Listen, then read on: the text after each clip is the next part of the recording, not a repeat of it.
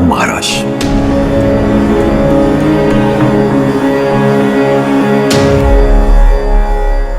हम यहां विचार विमर्श के लिए आए हैं।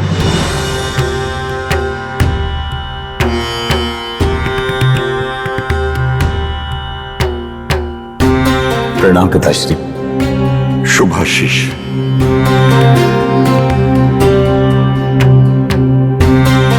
पिताश्री, मैं वनवास पर जाने से पहले आपसे आशीर्वाद लेने आया हूं। क्यों अर्जुन? मेरे साथ सीता और लक्ष्मण भी वनवास पे जा रहे हैं।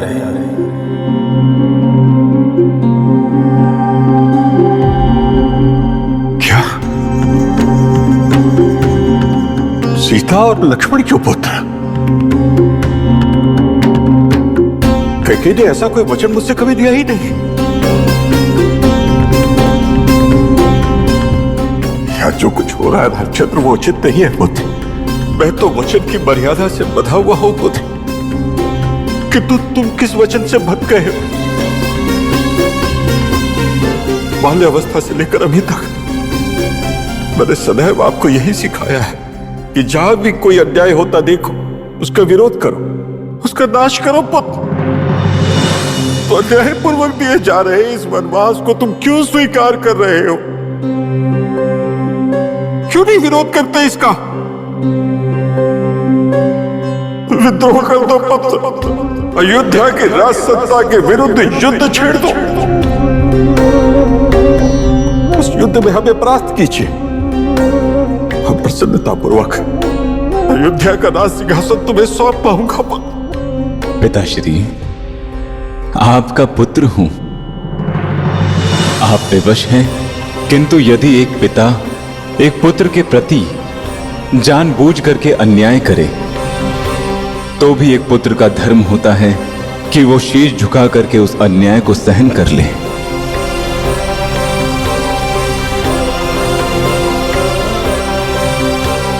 पिता को हरा करके राज सिंहासन पर बैठने वाला पुत्र अधर्मी होता है। यही सनातन धर्म की सीख है पिताश्री। पिताश्री, आपके वचनों की मर्यादा को बनाए रखने के लिए यदि मुझे प्राण भी त्यागने पड़े तो भी आपका ये राम किंचित मात्र भी पीछे नहीं हटेगा पिताश्री।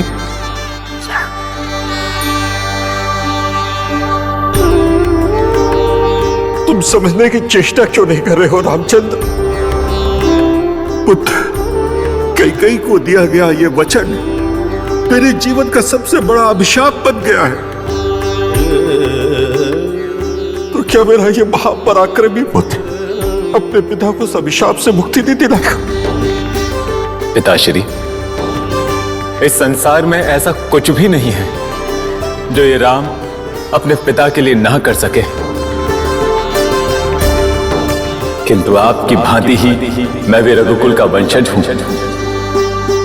आपने अपने वंश की रीति निभाने के लिए जो सबसे बड़ा त्याग किया है, उन वचनों की मर्यादा बनाए रखना मेरा कर्तव्य ही नहीं, मेरा धर्म भी है पिताश्री, और मैं अपना धर्म अवश्य निभाऊंगा। वचन की मर्यादा और अपने प्रिय पुत्र के साथ किए गए अन्याय के बाद ये दशरथ आज कितना विवश, कितना असहाय हो गया है पुत्र।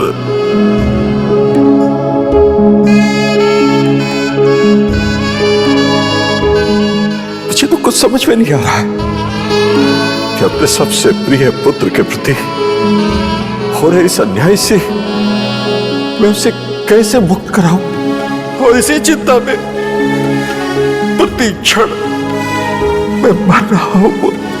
पिताश्री, जो हुआ उसे ईश्वर की इच्छा समझकर आप स्वीकार कर लीजिए और ये शोक त्याग करके हमें वनवास जाने के लिए आज्ञा दीजिए।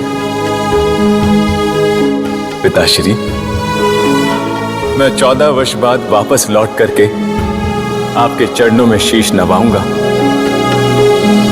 आप मुझे आशीर्वाद दीजिए। नहीं रामचंद्र, नहीं, तुम कैसे जा सकते हो?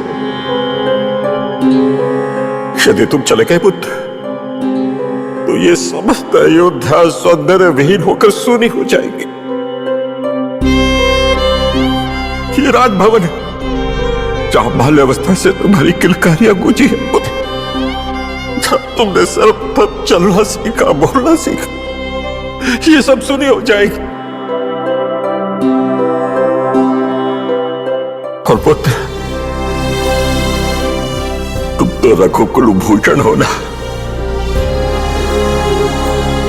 इस दशरथ के सबसे बड़े आभूषण हो तुम चले गए पुत्र, ये दशरथ सुना हो जाएगा।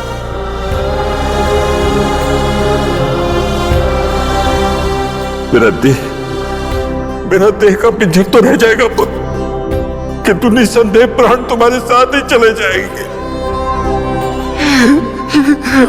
पुत्र, पहली बार मैं तुमसे कुछ मांग रहा हूं, तोड़ तो मेरे वचन की मर्यादा को पुत्र, क्योंकि तुम्हारे जाते मैं जीवित नहीं बचूंगा पुत्र। नहीं पिताश्री, नहीं। रघुकुल को कलंक से बचाने के लिए आपने इतना भीषण और हृदय विदारक वचन देने का जो साहस दिखाया है, उसे ये संसार सदैव स्मरण रखेगा। उस वचन की मर्यादा निभाने के लिए आप हम तीनों को वनवास जाने की आज्ञा दीजिए पिताश्री।